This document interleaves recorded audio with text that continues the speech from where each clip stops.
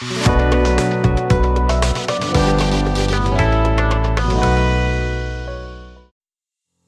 this tutorial, I will show you how to automatically distribute conversations between agents.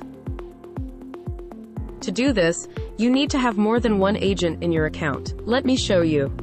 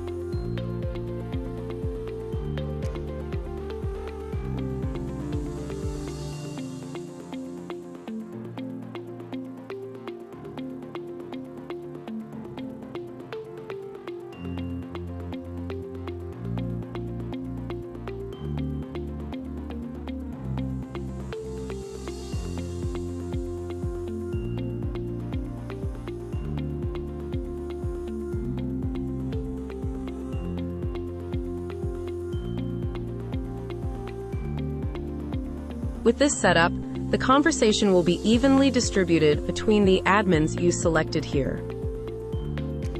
This action disables the bot and transfers the conversation to human.